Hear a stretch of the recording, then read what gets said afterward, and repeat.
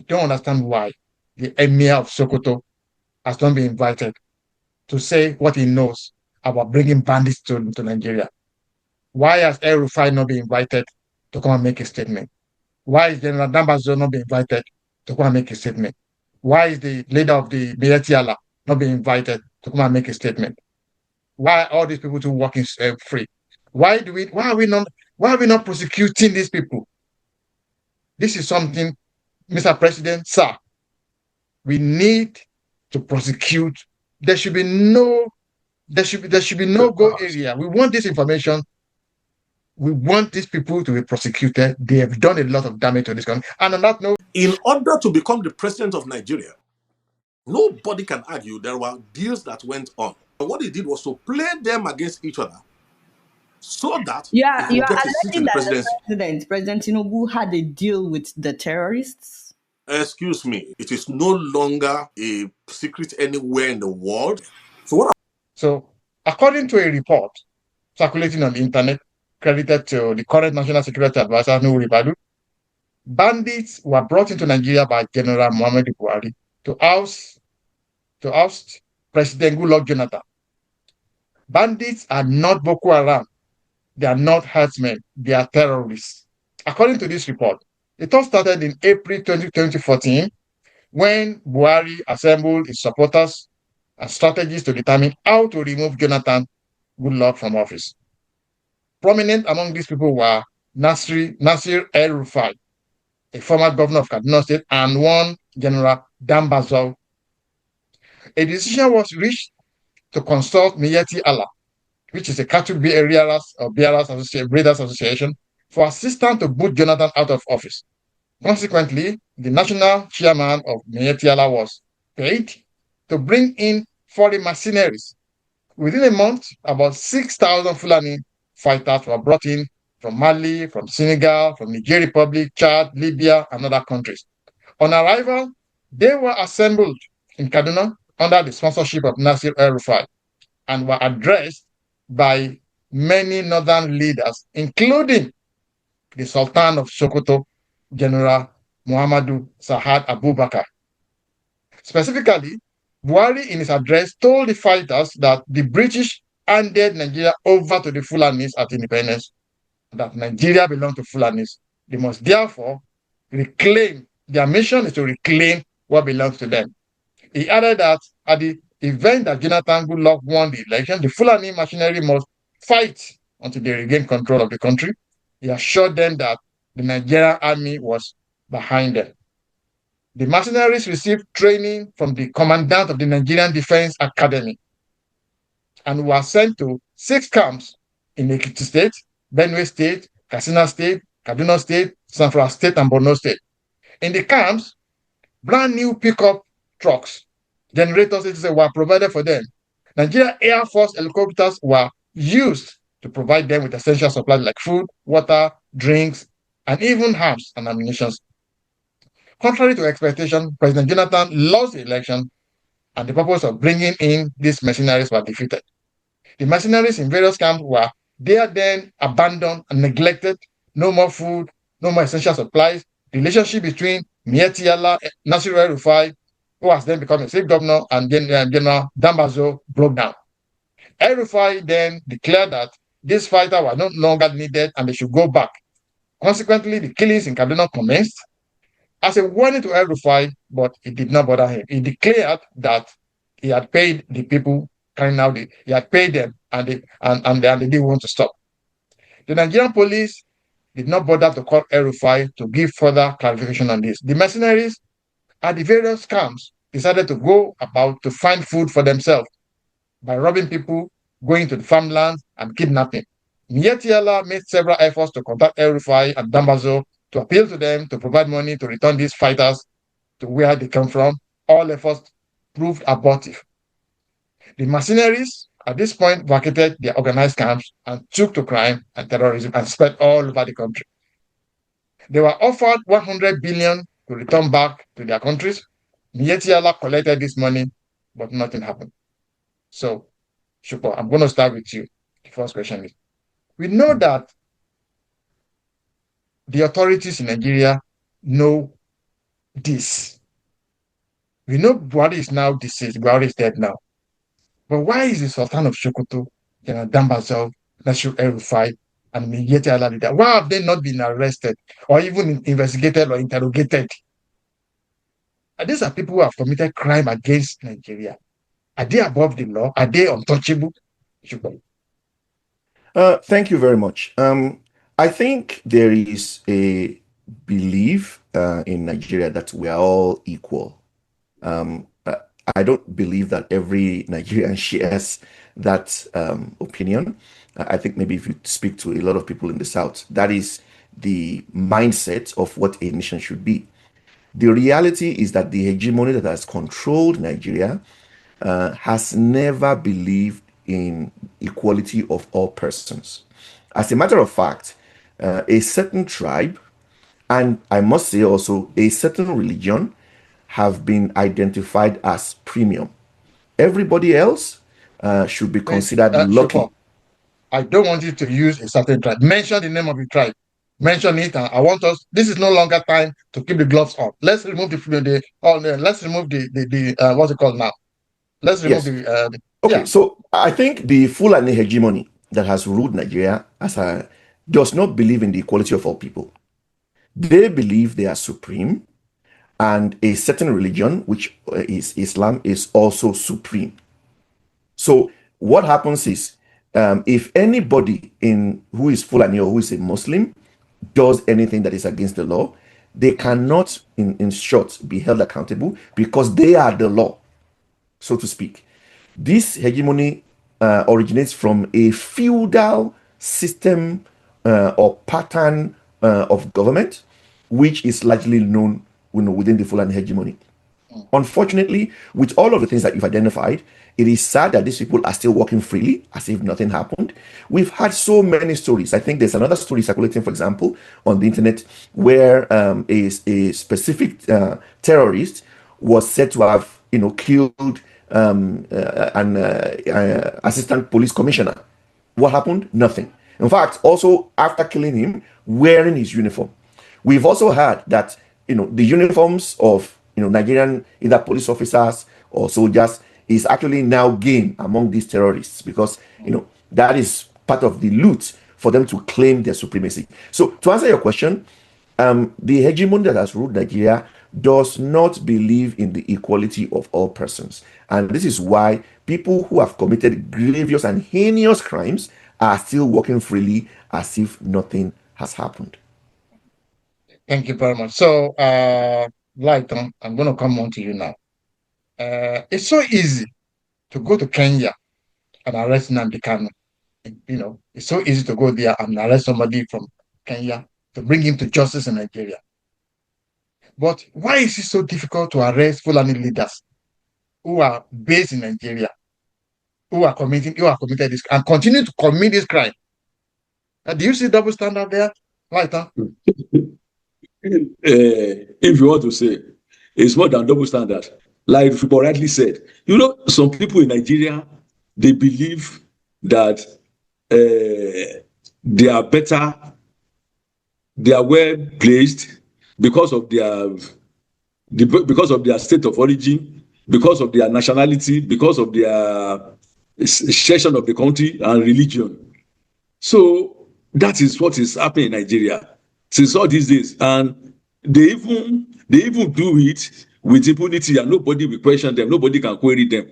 But because that is what they want, they cannot. What Igbo? I mean, you even forgot to mention Igbo too. You remember Igbo's house was boggled into, and so a lot of people were killed in Igbo's house, right? So the same thing, the kind of judgment method to Kanu is the same thing method to Sunday Igbo, right? Sunday Igbo that never killed anybody, that never instructed anybody to go and kill. They went to his house and they killed. But the Megeti Allah, the banditry, they give them gun. They were giving them money. They are the repentant ones among them. They give them clothes. They are feeding them. They recruit them into the army, right? Now serving as informers to the bandits that we are fighting. It's a lot.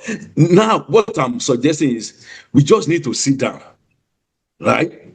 What are these people? What do they want? Right? We need to address it, their wants. So it is when we know what they want that we can build support for it. We cannot run Nigeria like this. People cannot be killing because we are Muslim. You cannot be killing Christian. As if they are slaughter. I saw one video. They slaughter people, somebody, as if they are slaughtering cow. Human being. They were using hammer on people's head.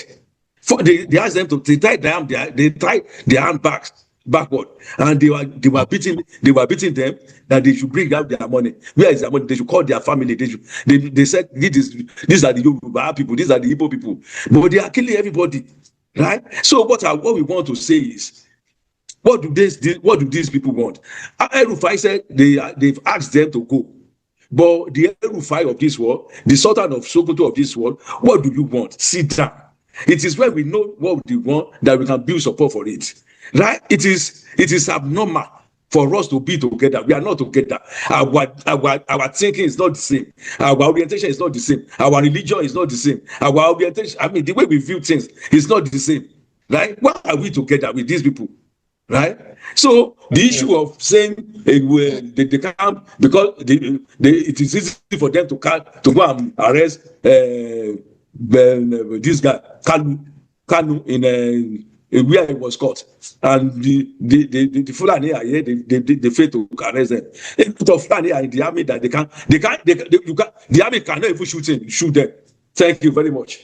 All right, okay. Demola, these bandits, majority of them now have now been enlisted into the Nigerian army. They said they are repentant terrorists. It's like Israel taking Hamas into the Israeli army and saying they have repented. Does it make sense? Does it make sense, Demola? Yeah, it's just like putting fire on your rooftop, and you don't expect your house to be burned down. I don't think it makes any sense. You know, we have to give credit to Goodluck Jonathan for this peaceful transition of power in 2015. For him not to counter-react with these mercenaries that were brought into Nigeria to remove him from power, and also from the foreign governments that were aiding and supporting those activities towards the removal of Jonathan. It's obvious, it's on record that your United States of America under Obama were also complicit in that act. We have this problem now. We are all on our own. Having this policy of integrating what they call the revamped or repentant terrorists. It's the policy of Buhari, and it brings into focus from his emergency as president. If we realize is that one of the big politicians in the North, Galadima, specifically also buttressed the point of Nuru Ribadu, that they deliberately brought Buhari into power because Buhari was not interested in politics, because he said the politics was too dubious. But they convinced him because they want to use him for that agenda. And this is the work of Arewa Consultative Forum. The problem of Nigeria is the people that are marking 25 years of nonsense. The Arewa Consultative Forum, you ask them, for 25 years of their existence, what have they done for the North? They have built a lot of political billionaires. They have built a lot of foreign money laundering abroad, siphoning money that are meant for the people into private accounts in Nigeria and abroad, and nothing to show for the interests of the Northerners. The ordinary people of Northerners are not. So they are using all this to blackmail and to control the government. What do you expect? We are having a lot of leakages in security apparatus now. Where do you think it's coming from? It's from these bandits and terrorists that were integrated into the army. They are biased that are already stained the taste of our meat. Thank you. They are pausing. Thank you, Demola. Thank you. Let me pause you because of time. I'm going to come back to you, Shupo. Now, a couple of days ago, the governor of Kebbi State, and we know that some schoolgirls were abducted in Kebbi State. So maybe about 100 of them were abducted. So the governor of Kebbi State said that there were soldiers. It's not like the place was left undefended. There were actually soldiers stationed there to protect that school. But 15 minutes before the terrorists, struck, the soldiers received a telephone from somebody to leave the site, and then the soldiers left, and then the terrorists struck and took the girls away.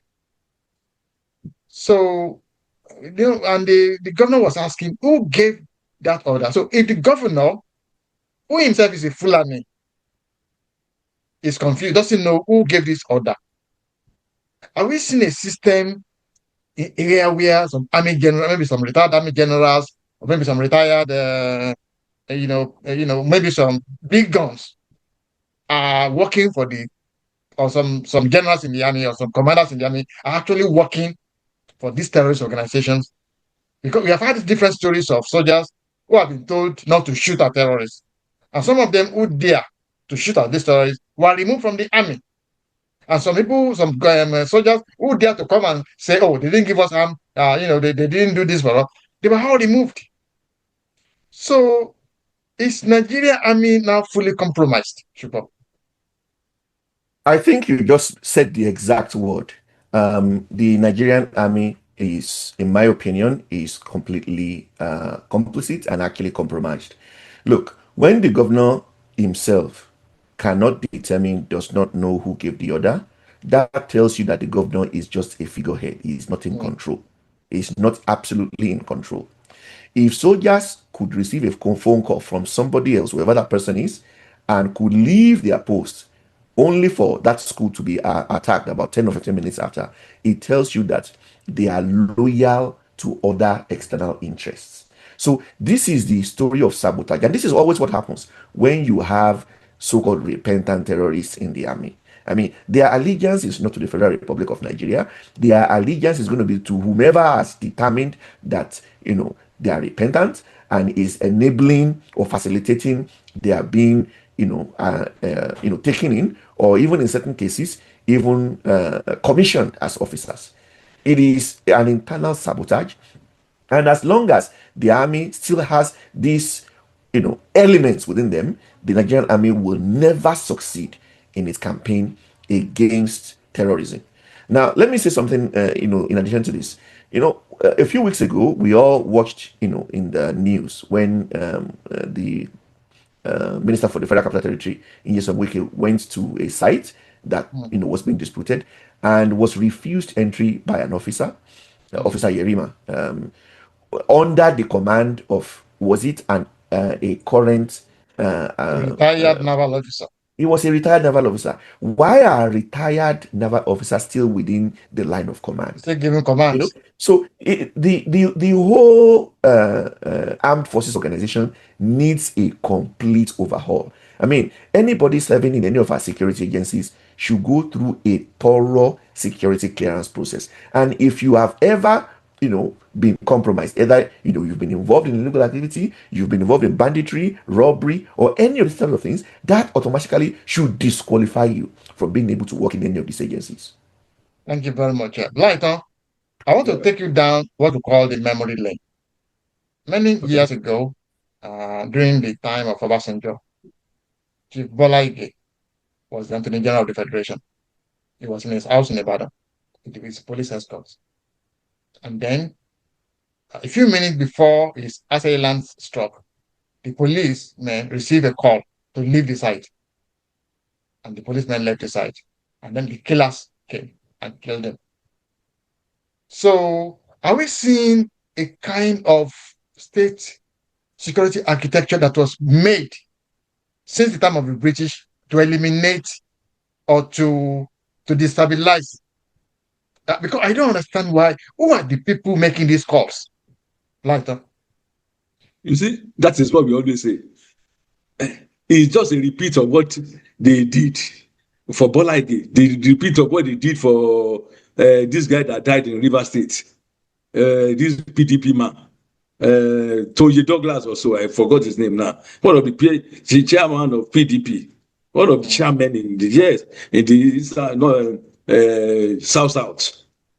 That tell you that it's still a rule of thumb that they are using. They don't want to level up their games, right? I mean, what we need to do this time around is there should be a scientific way of killing people that they will not be able to trace it to them. But they are idiots. They are all idiots. What they do is, sorry to say for that word, what they do is they will send you the security apparatus, send them away, and there is even a small boy will realize that I mean, things it has to be done in different way, not the same thing, not the same way, not the same measure, right? What we are saying in essence is the government, they are involved. They know everything that is going on. They know about the killing. They know about what is going on. They are the one that the guiding all this army go in so time. You have to leave your duty post. Go away. So somebody who wants to come here to come and cut away the children, they will come away. I mean, they will cut them away. So they can now call them go back. In the war front, they will say, don't shoot. Don't shoot Boko Haram. Don't shoot the banditry. For what? Why you is it not for a simple thing? They will know what is going on, right? And everything they just do things. They don't apply their sense the way they do it. And those people who want to come and the moment they ask the soldier men that they're there, the moment they ask them to leave that place, so those people want to come and rescue them. You know, the bandits, they ambush them. Those people want to come and rescue the 25 children, 25 people of that government girls' school college in Kebbi. They lay an ambush for them. 24 of them were wounded. So it is, you don't need a diviner. You don't need a suicide or clairvoyant to tell you that these people, they are the bomb, they are engineering it. They masterminded everything that happened. Since the time President Buhari has been saying that everybody, the bandits who are repentant, that they should inculcate them into the army. That is when everything turned comatose. Thank you. Thank you very much. So, Demola, there's something that is bothering me. Okay, so the worshippers of the community in Kwara, I think Eruku, they have now regained their freedom. All the 35 of them have now they've regained their freedom. But nobody is talking about this bandit. Did you kill these bandits? Did you arrest them?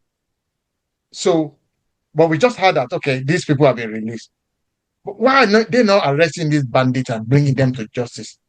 Why is it so easy to go to Kenya and pick an Igbo man? But the Fulanis who are doing this damage at home here, why are they on rampage? Why are we not arresting them? That is a story of Nigeria for you. There is secrecy and lack of transparency in everything. There is no honesty in all this. Even at this crucial period, with all the pressures from international bodies and countries, with all eyes on Nigeria, and yet we still refuse to do the right thing. we are behaving like a madman that keep on doing the same thing and the same thing again and expect to see a different result. We are not honest. We are not sincere. We are not really serious about tackling this crisis, these murderous evils that are in Nigeria. Because people are profiting from it, economically and politically. It is a tool in the hands of politicians to discredit their opponent and to gain edge over others because they cannot convince people with sincerity of purpose. Because they knew that when they create insanity, then that is where they can strive. That is where their hands can be done, and that is where elections and political influence can be done. They can move people, dislocate people from voting, create an environment where people will scare away from going to the police station. It's all gimmick. It's all in the hands of the politician. It's all politics. But they are playing on people's life. They don't have conscience at all. Our Nigerian politicians are so dubious that they can do anything to get into power, even if they have to sacrifice the whole country for them to do it. They don't care as long as they gain that power.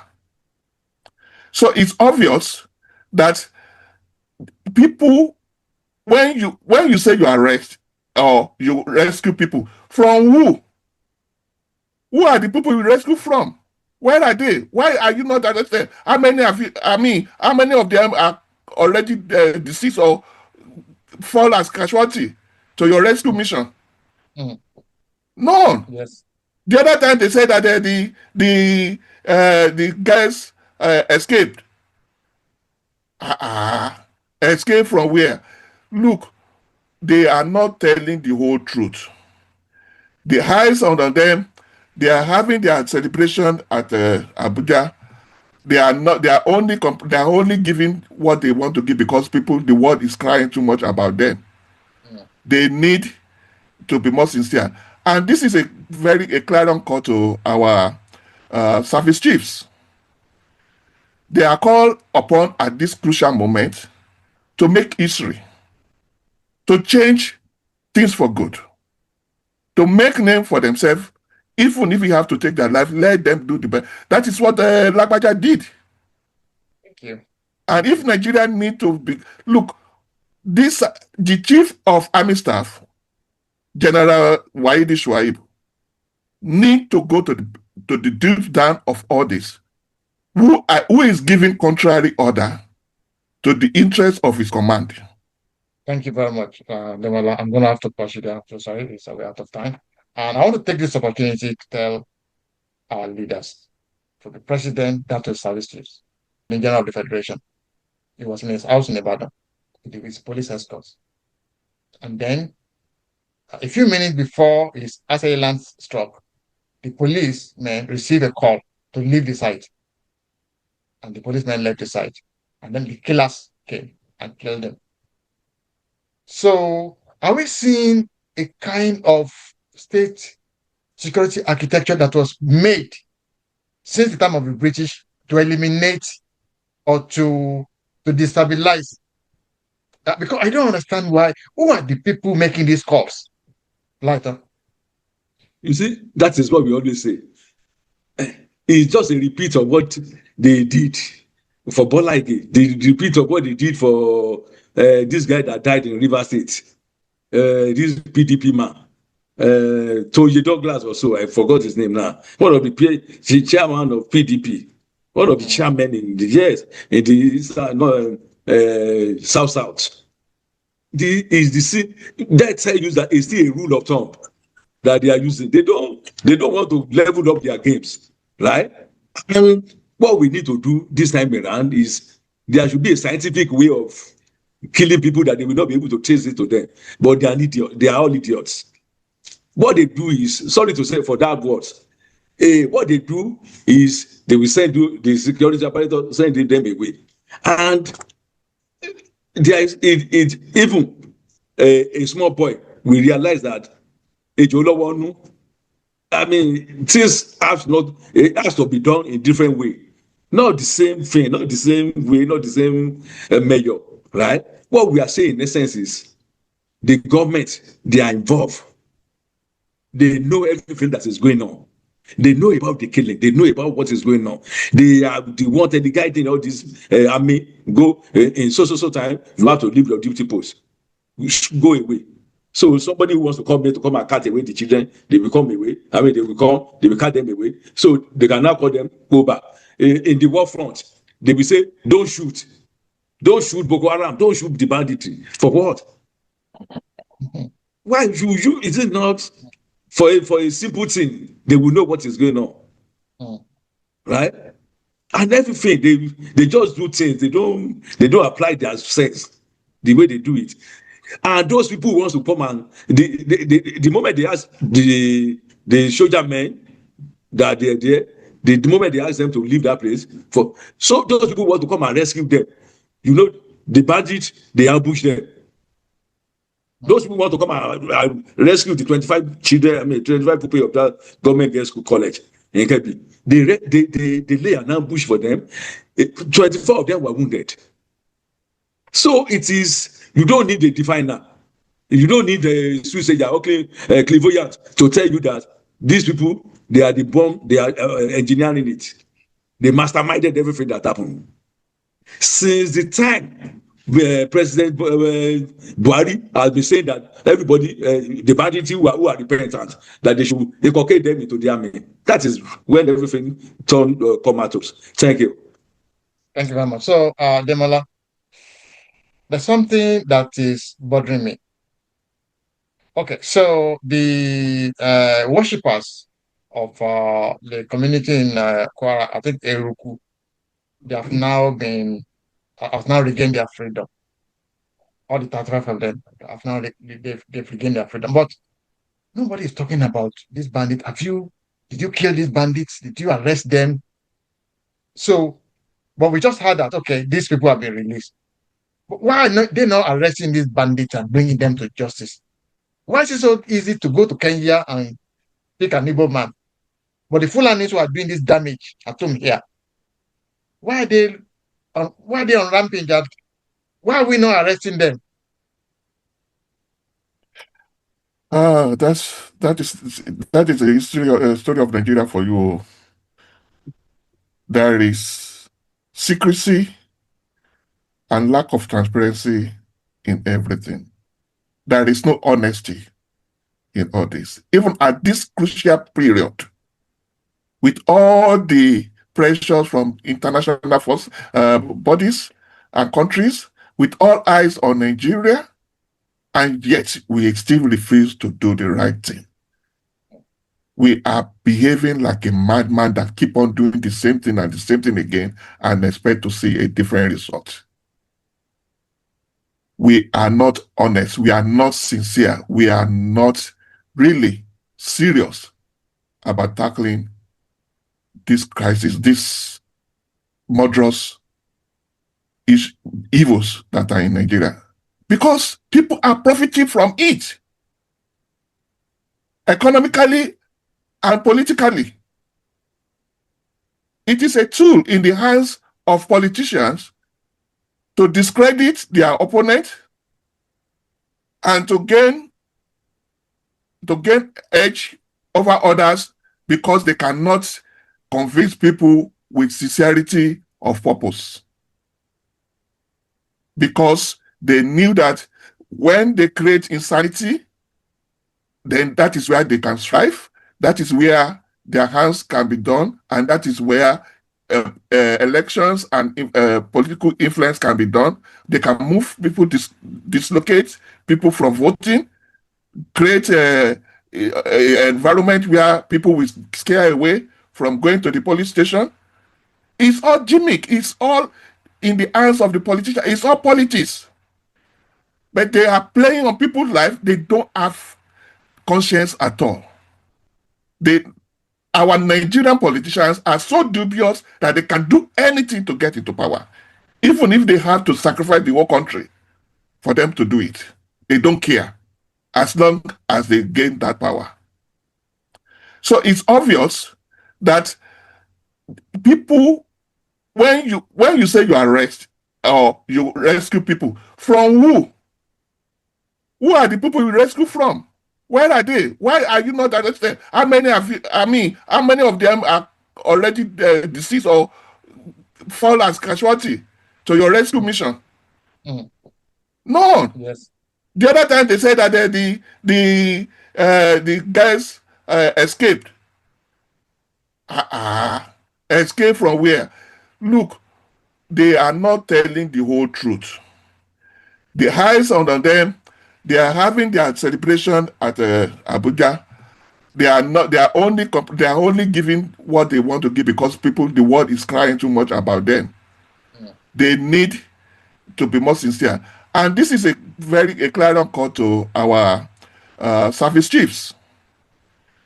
They are called upon at this crucial moment to make history, to change things for good, to make name for themselves. Even if you have to take their life, let them do the best. That is what Lagbaja did. Thank you. And if Nigeria need to be, look, the chief of army staff, General Waidi Shuaib, need to go to the deep down of all this. Who is giving contrary order to the interest of his command? Thank you very much, Demola. I'm going to have to push you down. So sorry, we're out of time. And I want to take this opportunity to tell our leaders, from the president down to the service chiefs, I don't understand why the Emir of Sokoto has not been invited to say what he knows about bringing bandits to Nigeria. Why has El Rufai not been invited to come and make a statement? Why is General Dambazo not been invited to come and make a statement? Why is the leader of the Mietiala not being invited to come and make a statement? Why are all these people to walking free? Why are we not prosecuting these people? This is something, Mr. President, sir, we need to prosecute. There should be no go area. We want this information. We want these people to be prosecuted. They have done a lot of damage to this country. And on that note, we're going to say call it quits for today. And I want to say a big thank you to Mr. Olalawal from Canada. Thank you so much for coming. Thank you for having me. And Mr. Olaito Adedigba, all the way from America. Thank you for coming. Thanks for having me too. And to my brother in the UK, Mr. Ademola Disa, thank you so much for being with us today. Oh, it's a pleasure being here always. Thank you so much. So all our viewers, we're going to see you on the next video. On the next video, we are going to tell you the 7 things that needs to be done to checkmate terrorism in Nigeria. 7 things Nigeria needs to do to checkmate terrorism in Nigeria. So we'll see you in the next video. God bless you. Goodbye. I don't understand why the Emir of Sokoto has not been invited to say what he knows about bringing bandits to Nigeria. Why has El Rufai not been invited to come and make a statement? Why is General Dambazo not been invited to come and make a statement? Why is the leader of the Mietiala not being invited to come and make a statement? Why are all these people to walking free? Why are we not prosecuting these people? This is something, Mr. President, sir, we need to prosecute. There should be no go area. We want this information. We want these people to be prosecuted. They have done a lot of damage to this country. And on that note, some of us who recruited him into politics had a mission. And I will reveal that mission today. General Buhari came into politics. It wasn't his province. He never liked politicians because he believed we are fake and that we don't mean what we say. But there was an incident that made some of us to recruit him, convince him, and use the other people to convince him to join politics. And even though we had our own agenda, because in 1999 and 2000, the OPC was on rampage in some parts of the country, especially Southwest, and have inconvenienced a lot of people from this part of the country. And to the extent that they mobilized over 500 vehicles to come and invade Ilorin with the sole aim of uprooting what they called Fulani structures in Ilorin. And we felt that was too much. And Obasanjo was doing nothing. President Obasanjo was doing nothing. President Bola Tinubu, then governor of Lagos, was doing nothing. And some of us felt that those group of people were being encouraged by their leaders in position of authority. So how do we stop that? And I called a meeting in Kaduna at Alhaji Bashir Dalhatu's house in a place called Unguan Kaji, directly opposite the house of General Ibrahim Badamasi Babangida. And some of those we invited included Alhaji Wadanas, Professor Yadudu, Bashir Dalhatu himself, Alhaji Yahya Sulehama, and a host of others, about 34 of us. And we sat down to reason. How do we save our people from this OPC menace? So we said, I suggested that we have to, because you remove government through only two ways: the ballot of through the barrel of the gun and through the ballot box. And they said it was impossible to challenge General Obasanjo.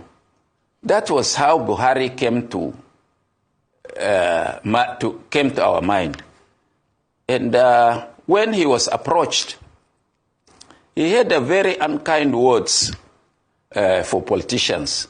But since he didn't say he was not doing, we still pursued him. To cut long story short, we achieved our first purpose of putting a brake to what OPC was doing, because immediately Buhari joined partisan politics, and we had a very big outing in Daura to initiate him into politics.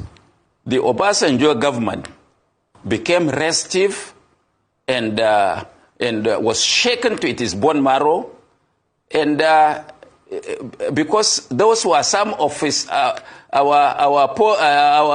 thinking. So Obasanjo had to really checkmate the OPC. So for that reason, we have achieved our first purpose of bringing General Buhari into partisan politics. So the remaining now is history. They wanted to dismantle, as what is happening across the country now. They wanted to dismantle his platform of ANPP, APC, ANPP. And we made a counter platform by establishing the Buhari Organization, TBO, which we used as a platform for promoting his political ideals. Of course, all this are now history. Some smart people who are politically ambitious came in and threw us out. That is how we parted ways with him. Real quickly, Oji, it just shows you what Nigeria is all about. Mm-hmm. In a part of the country, bandits are being fed, they are being given a shoebi, they are holding peace meetings. They are holding peace meetings with their weapons. Weapons that are supposed to be illegal. Oji, you and I cannot take weapons like that and show them in public. Impossible. The security agents will come against us. But they can do all of that and show rocket launchers in public, the federal government will turn an eye to them.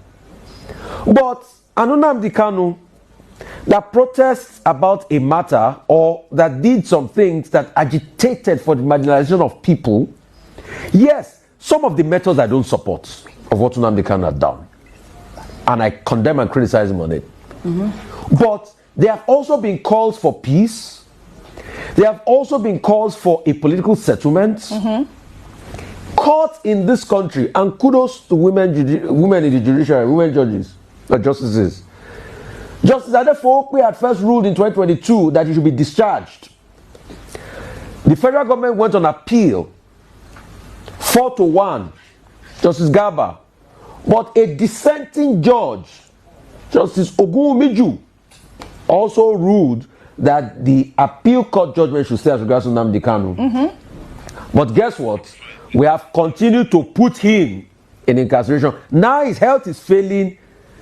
They are still dilly-dallying about how to treat him. Yeah. But in the same country, bandits are holding meetings with governors, doing photo ops and the likes. So when people now talk about unfairness in the same country, people will say they don't have a right. You see bandits doing press conference with guns and bullets and everything. There's no security agent in the world that will come and arrest them. Is it that security agents cannot round them up as they are doing this peace meeting? All right. Sheikh Gumi will now go ahead and be urging dialogue with bandits. The same Sheikh Gumi that was the captain in the Nigerian army, that I think his offspring serves in the army today. They will say, oh, bandits are also protesting because, or they are killing people because Nigeria is bad to all of them. But you have a certain standard for some people, you have a certain standard for other people. Right. I have never said here that I supported entirely the way nnamdi Kanu went about it. But what we are saying is, why do you have standards for some over the others in this country? All right. And that's just a clear case of what we're talking about here. Well said, Rufai. Well said, Rufai. Well, Benga, speaking about In order to become the president of Nigeria, nobody can argue there were deals that went on. But what he did was to play them against each other so that he You could are get a seat in alleging the that presidency. President Tinubu had a deal with the terrorists? Excuse me, it is no longer a secret anywhere in the world. So what So guys, I need to take you through what is currently happening on the social media. If you can remember, Peter Obi said, instead of Nigeria to accept the help America is offering, Nigeria is running around giving excuses as to we are a foreign nation, we don't need help and all that. And the terrorists are daring you to your face and you keep saying, we are a foreign nation, we are a sovereign nation, we are a sovereign nation, Trump cannot invade Nigeria. And your problem, you are sinking in your problems and you say you cannot allow America to come. Now, the terrorists are daring the Tinubu's government to its face. How many children have been kidnapped in the last days? And guess what? Last night, Nasarawa was boiling. You need to see the video. They said Fulani terrorists invaded their community. This is happening in Nasarawa. Nasarawa is close to Abuja. So, guys, this country is gone. Now, the Yorubas are attacking Peter Obi for coming out to say if he were in government, he's going to accept Trump's offer to help Nigeria out. Now, Bayo Ononuga picked on that. Bayo Ononuga said, we shall never forget and forgive Peter Obi for supporting a foreign invasion of Nigeria. Another Yoruba man here tweeted and said, if Donald Trump said he will invade Nigeria, I will welcome it with open arms because security is my priority. Peter Obi. That is and the person said, I think this man is sick. Can you imagine? They are saying that Peter Obi is sick because Peter Obi said he's going to accept Donald Trump's assistance to end insecurity. So guys, you must have seen the video circulating that the Tinubu's government entered a deal before he became president. For you to become president in Nigeria, you must enter a deal. And it's really so sad that this time Peter Obi came out to speak about this. That's why Peter Obi keeps quiet. Because if he talks, they will say, Peter Obi has spoken. They will start diagnosing his statement, looking in and out, trying to find words to crucify him with. And Peter Obi did not say anything strange. Peter Obi said exactly what Wole Soyinka said years before now, telling the Jonathan's government to seek for international intervention to end insecurity. But guess what? Under the Tinubu's government, Wole Soyinka has changed his mind, saying foreign intervention is going to worsen the situation. Now, let me take you through some of the reactions here. Nigerians are reacting to Bayo Onanuga's tweet. Sadly, age hasn't given you wisdom and understanding. You completely miss the point, whether you like it or not. Nigeria needs help to crush the bandits and dismantle their network. This is what Obi is saying, calling for decisive support, not an invasion. It's unfortunate that someone so out of depth ended up in the presidency. And this other person here says an idiot old man that comfortably with Fulani terrorist invasion. Hey, continue playing politics with the lives of Nigerians, honestly. Continue playing politics with the lives of Nigerians. This is what Nigerians are telling Onanuga. And this other person here said, these are nursery school students in the hands of kidnappers. They need the care of their parents. This should worry everyone, and this should be your major concern. When you saw this list, did it make you sober? Do you have any feeling at all? That is the children that were kidnapped. You see, nursery 1, nursery 2, nursery 3, nursery 4, they are all in nursery school. So guys, a whole lot is happening, and this is really Christian names. So guys, it's really, really so sad that this country has descended to where it is today. So these are the names of children that were kidnapped. Nathaniel Andrew, Shalom Terry, Iji Kuvi Andrew, Zachariah Sebastian, John Lewis. These are Christian children, nursery 1. Do you know what nursery 1 is? Maybe 3-4 years. Nursery 1, nursery 1, nursery 1, nursery 2, nursery. These are all nursery school students still are in the hands of bandits. So guys, this is one of the pages where the names of those people still in the hands of terrorists, are written. So a whole lot is happening. Now, this person posted here and said, this was your kinsman's position in the height of carnage of bandits in the government. In a government he doesn't like, but switched tongue when when it was his brother in government. Keep playing politics with lives till you lose yours or a close relative. This is Wole Soyinka saying, seek foreign help if you can't stop herdsmen killing. Then it was herdsmen. No. Now, this one says Wole Soyinka, foreign intervention may worsen Nigeria's insecurity. I don't know if Wole Soyinka thinks the internet forgets. No, the internet doesn't forget. Now, you can also see here, what is wrong if Peter Obi is asking for foreign help and partnership? Is it not the same thing the present government is negotiating for now? He is asking for partnership and intelligence. What is wrong with that? So delusional, so bitter, so hateful. What is he saying? What he is saying, is it different from what this government is now negotiating for? He said, we need the help of America and Trump. He would have gone for help. Have we not cried before that we need help from America? He didn't mention invasion here. It was help. You would have gone for help to assist him in stopping insecurity. So bitter, so delusional and blind. So bitter, so delusional and blind. Not saying the truth. So do we need help? Is the president not in need of help? Can Nigeria solve the security problem? Is it not possible? We need help, and the presidency need help. That is what he is asking for, not invasion. This is invasion. Peter Obi is asking for invasion. It is help. Everybody is asking for help to stop insecurity in Nigeria. People are being killed on a daily basis.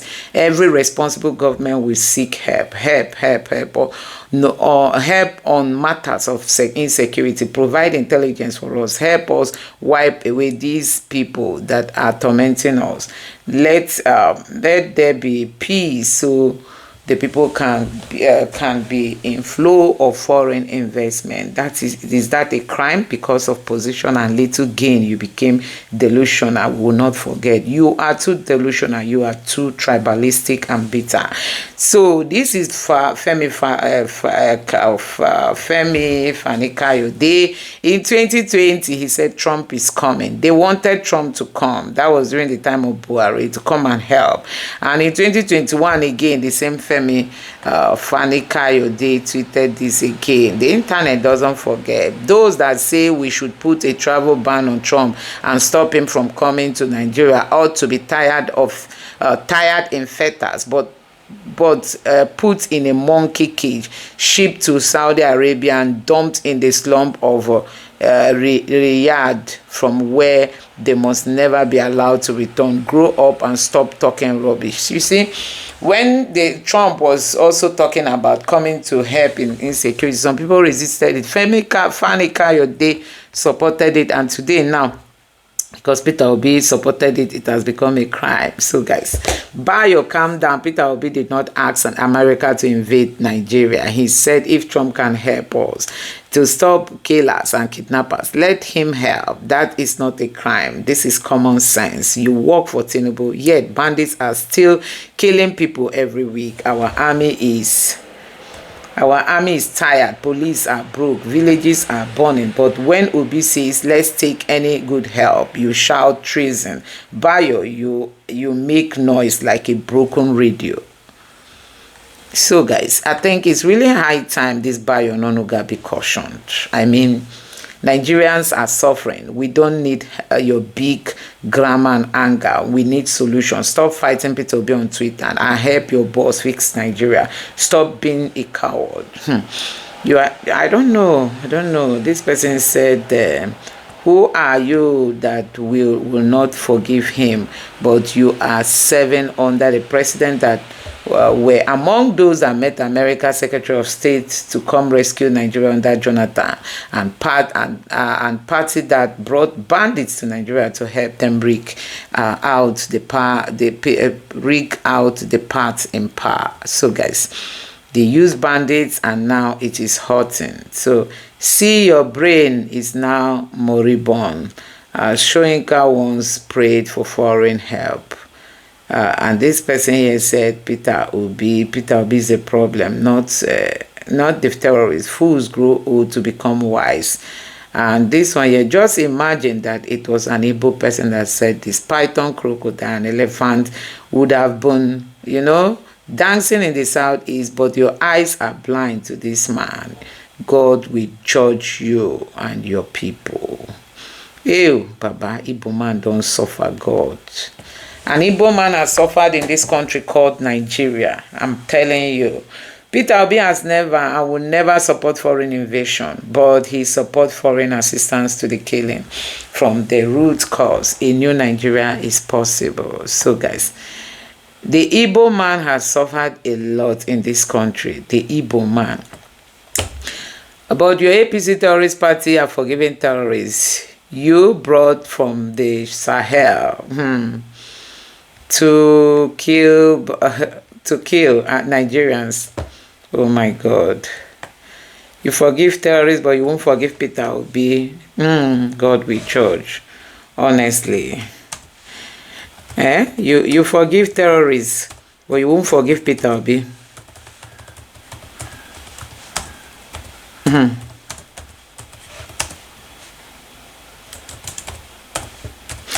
God will definitely judge these people.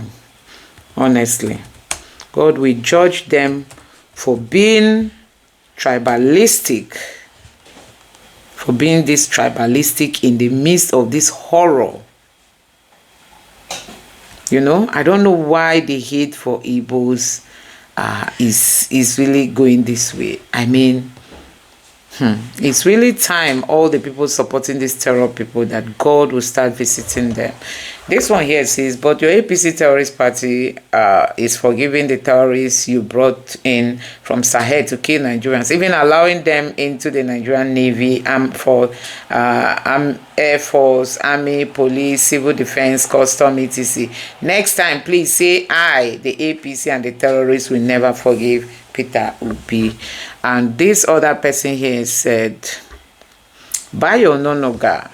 So Mr. Peter Obi is the one giving you sleepless night, right? Obi is not the problem in this country. Our real challenge are economic hardship and widespread insecurity, which is where your focus should be, not on political distractions. Honestly, why is he even bringing Obi here? You know, as if this is a political talk.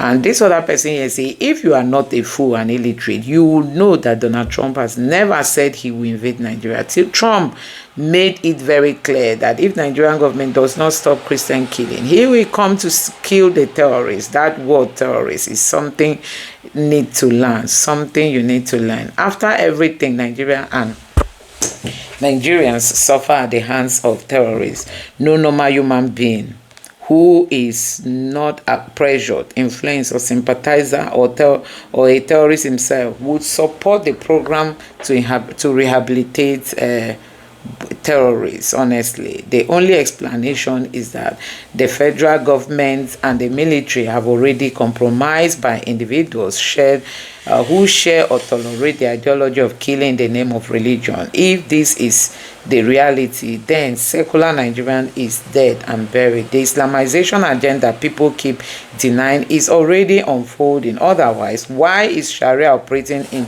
supposedly secular country? Why are people linked to terrorists sitting in government? Why do we have Sharia in Nigeria? Why is it? Why are we singing peace deals with terrorists? If you are a Christian in Nigeria and still think Islamization is a conspiracy theory, read about what happened in Lebanon. This person is, Nigeria will remain how the president failed to Nigeria will remember how the president failed to protect his people from bandits and how most of our schools in the north are now locked down. Baba Ononuga, your hypocrisy and blind attack on Obi are what people don't understand. Obi didn't call for an invasion. He simply asks for help, and help can come in many forms. Tinubu himself once went to America seeking help, but now that help has come. We are playing politics because of 2027. Bayo, you really think you matter in the scheme of things? Like you assume when opinions are gathered, someone says let's get Bayo input before reaching a decision. Do your job and go. Do your job and go. Him, Bayo, no one cares about you at all. You know, like your dumb, clueless, inept, corrupt forgiveness means a damn penny to him or his followers. We have gone past this moronic self-importance. On a good day to test your self-worth, go to Keto Market and introduce yourself. Well, and let's see. So guys, this are Nigerians speaking honestly. This is a presidential spokesman openly misinterpreting an information that's already in the public domain. How are you interpreting wiping out terrorists as foreign invasion of Nigeria? Don't the presidency just say US will share intelligence with them or more? So guys, these are what Nigerians are reacting to. You know, Bayo Ononuga attacking Peter Obi, that Peter Obi is calling for the invasion. But now the Tinubu's government is going to collect intelligence and asking for defense. You don't want Trump, but you want his intelligence. You don't want Trump, but you want his defense weapons or equipment. So guys, all the people working, Tinubu just chose people based on tribe, loyalty, obedience, people who he perceived were able to get their polling units during the election and all that. But as for competency, there's nothing like that in the Tinubu's government. Shame on the people who came to destroy Nigeria in the name of leadership. Anyway, guys, let me know your thoughts in the comment section below. Please don't forget to subscribe and turn on the bell notification. Thank you.